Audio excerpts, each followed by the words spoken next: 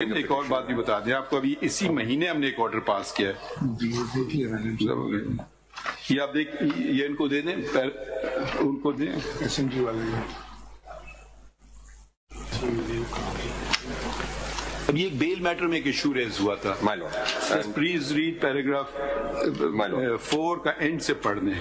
جی، we cannot ignore the above document which had been produced before us in court, which purports to be a license of a submachine gun, SMG, which is a prohibited bore weapon.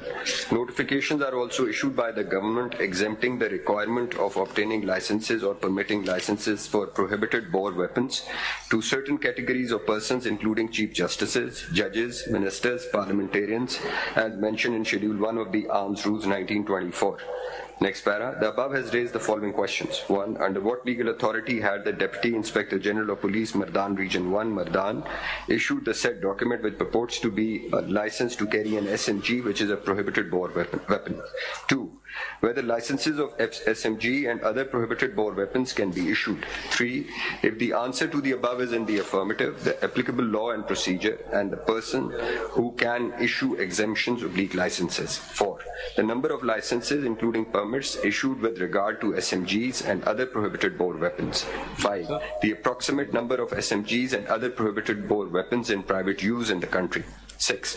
Whether exempting certain categories of persons or granting them the right to obtain licenses for SMGs and other prohibited bore weapons accords with Article 25 of the Constitution, which mandates that all citizens are equal before the law. 7. Whether enabling the easy availability of SMGs and other prohibited bore weapons accords with Article 9, the fundamental right to life guaranteed by the Constitution. Next paragraph, 6. This is the important part. Yes. The office is directed to make a separate file and title it Submachine Guns and Other Prohibited Bore Weapons and register it as a Constitution petition under Article 184(3) of the Constitution with regard to paragraph 4 onwards.